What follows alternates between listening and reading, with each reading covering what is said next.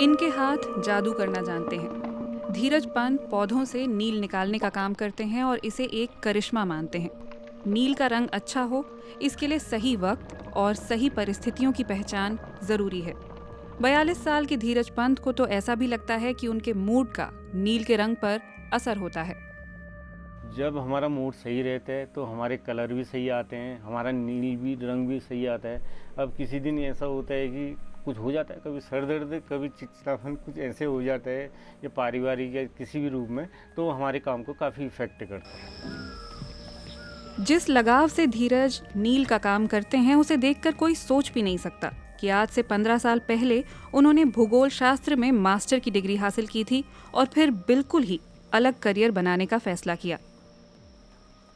दरअसल किस्मत में उनके लिए कुछ और ही लिखा था। अचानक ही उनके पिता का देहांत हो गया और धीरज नील से कपड़े रंगने का काम करने लगे। ये काम बिल्कुल भी आसान नहीं। इसके लिए कलाकार की नज़र भी चाहिए और वैज्ञानिक की सोच भी, और धीरज को इन दोनों पर महारत हासिल है। धीरज उस आंदोलन का हिस्सा हैं जिसके तहत इस डाई को फिर से बाजार में लाने की कोशिश की जा रही है। ये डाई प्राकृतिक है और इससे प्रदूषण भी नहीं होता। 10 साल पहले उत्तराखंड के कुमाऊं इलाके में नील के जरिए लोगों को जोड़ने की मुहिम शुरू हुई। अवनी नाम की संस्था यहाँ के लोगों के लिए नई संभावनाएं लेकर आई।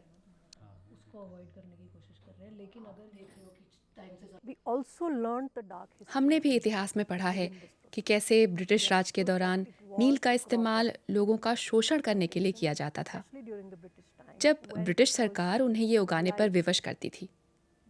कुल खेती का एक हिस्सा नील का होना जरूरी था और उसके बीज भी बहुत ऊंची ब्याज दरों पर दिए जाते थे। इसके कारण कई जानें गईं। कुछ लोग भूख से मरे तो कईयों ने खुदकुशी की। इस लिहाज से ये एक भावुक मुद्दा था। जैसे ही मैंने नील का नाम लिया तो लोगों ने कहना शुरू कर दिया कि आप इसके साथ काम करने के बारे में सोच भी कैसे सकती हैं।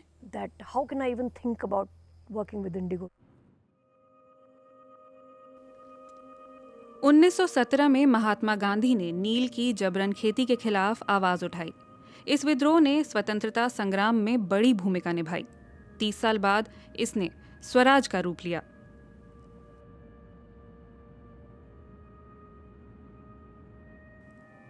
लोगों के दिलों में आज भी नील को लेकर दर्दनाक यादें हैं, लेकिन अवनी इसे बदलना चाहती है। इसे समृद्धि, सशक्तिकरण और टिकाऊ भविष्य का प्रतीक बनाना चाहती है।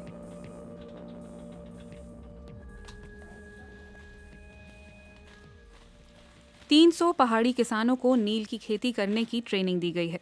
खेती के ऑर्गेनिक तरीके इस्तेमाल करते हुए ये बारी बारी से खाने का सामान और फिर नील के पौधे लगाते हैं। इससे न केवल जमीन की उर्वरता बढ़ रही है, बल्कि किसानों की अतिरिक्त कमाई भी हो रही है।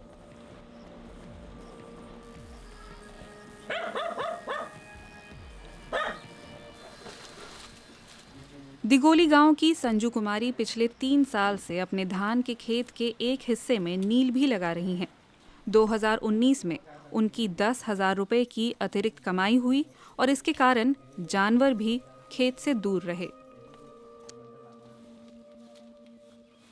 जब से इंडिगो बो रहे हैं तो हमें लगता है कि कुछ भी नहीं तो हमारी खेती जितना भी हम कर रहे हैं उससे हमें फायदा ही होगा।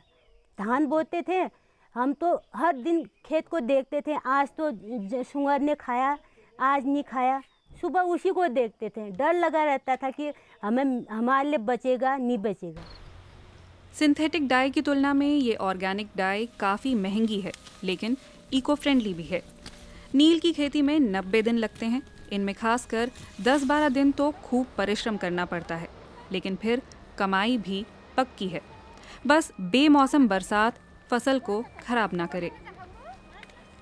नील की खेती को इस इलाके में कभी एक प्रयोग के तौर पर शुरू किया गया था, लेकिन अब ये एक टिकाऊ उद्योग में तब्दील हो चुका है, जिससे किसान आत्मनिर्भर बन रहे हैं।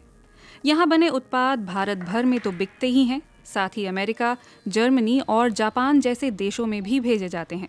हमारा प्रोडक्ट यहाँ से वहाँ गया और हमने उस पर काम किया है, तो हमें बहुत अच्छा अनुभव होता है उसमें कि हमारा बनाया हुआ हमने रंगाई की उसमें, और वो कोई बाहर जाके पहन रहा है तो उससे हमें काफ़ी खुशी होती है।